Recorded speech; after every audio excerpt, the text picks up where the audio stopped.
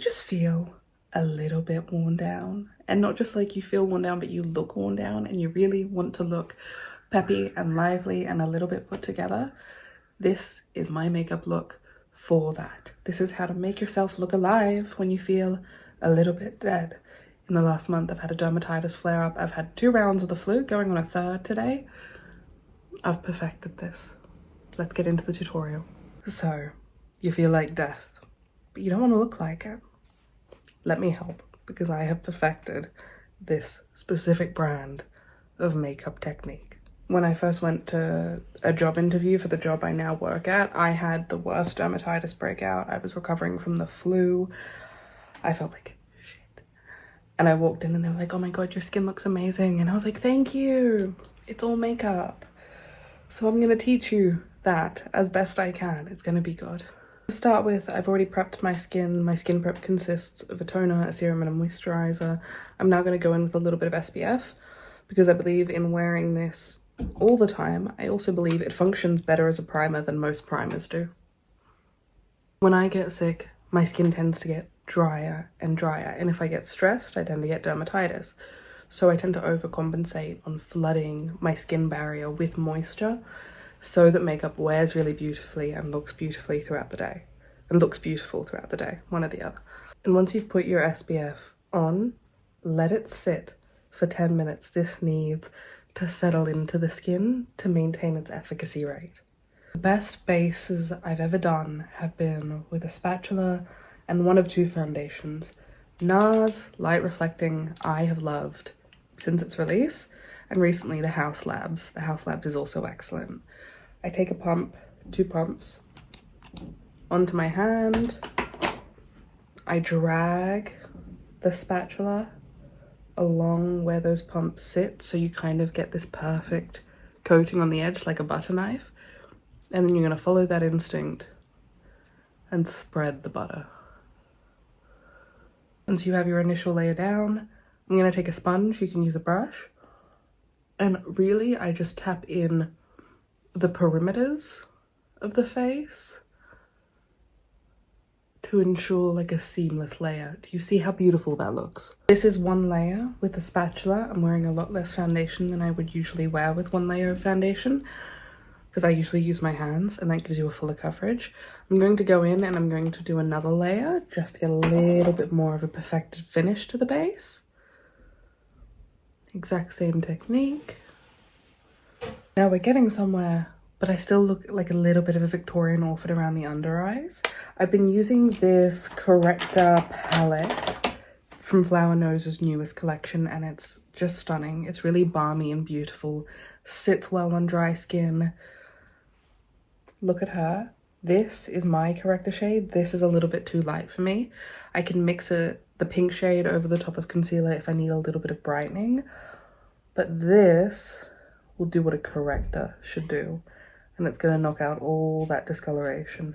A lighter foundation paired with a more full coverage concealer gives you kind of a flawless look without having to put a ton of coverage on the skin. This is the Huda Beauty concealer, the faux filter. I don't know why I don't know the name of that. It's really the only full coverage concealer I've used for years. And I have my standard little placement for this. I find blush plays like a giant part in helping you feel alive and look alive throughout the day. And something with a really good texture that's going to add more than just color to the skin is kind of what I look for. Something with a little bit of a glow, a little bit of a shine. The Haus Labs Glassy blushes, stunning for this purpose. I'm going to squiggle a bunch of it on the back of my hand and then I'm going to find a good blush brush to apply to the face. Don't let anyone ever convince you that the apple of the cheek has gone out of style as far as blush placement goes.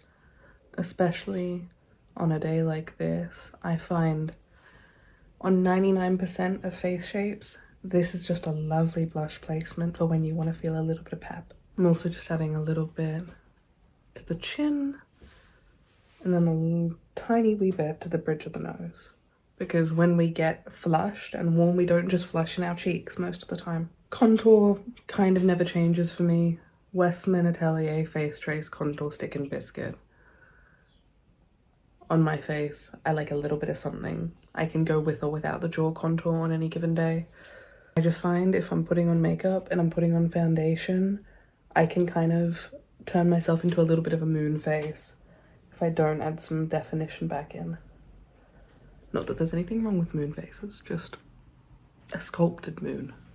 Setting spray prior to powder. And I'm going to use powder a little bit differently than I usually do, so hopefully this helps. This is Half Magic Dew Lock. I will always set my eyelids with a powder puff because I find that's the only way to stop eyeshadow really from transferring. Even with a good eye primer, it still needs this step over the top. But then beneath the eyes, I'm taking a fluffy brush and I'm just going to start tapping into this area to gently set this.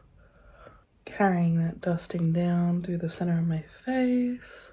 A little bit more blush laid over the top because blush blindness isn't real. It's not. And I like a little bit more. On days like this, I tend to keep the eyes quite simple. I tend to lean quite neutral.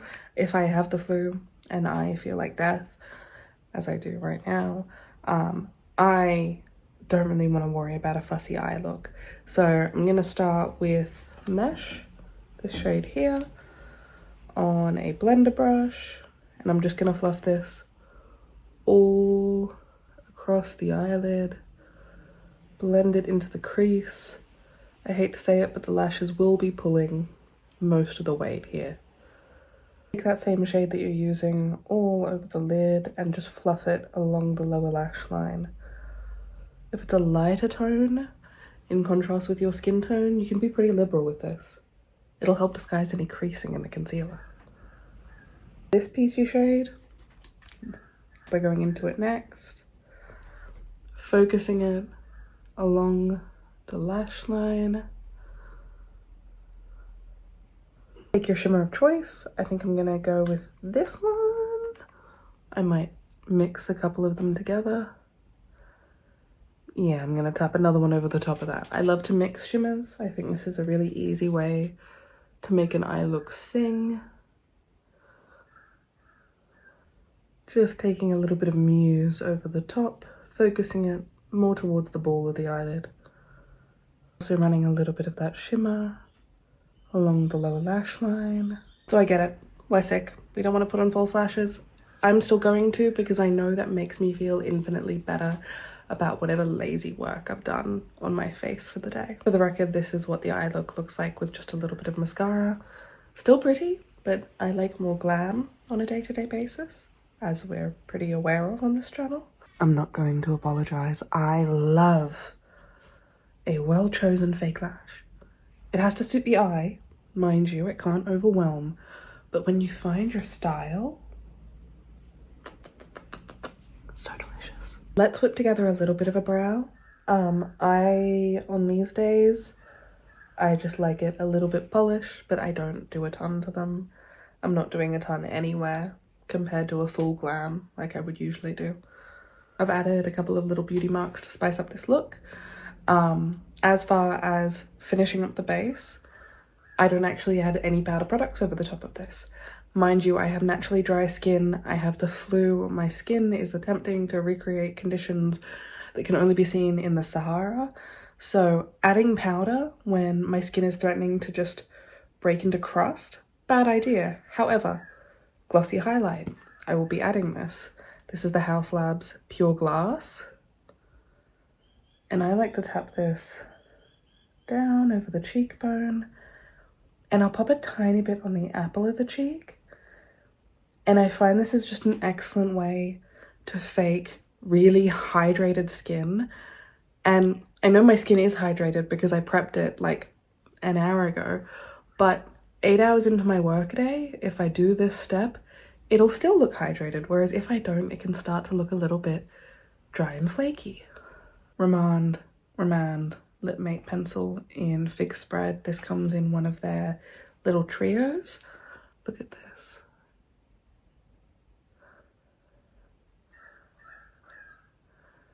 Is that not just such a pretty little lip liner? This is the Glasstic Water Tint in Rose Stream.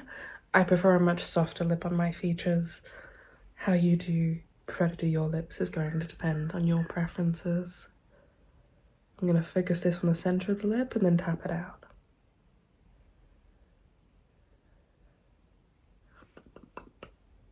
And then for me, and for a little bit of my own personal flavour, I'm going to add this gloss over the top. It is the Fenty Beauty Lip Oil in Rose Amber. It has some purplish reflect to it. It's just really pretty. I'm also going to focus this towards the centre of the lip.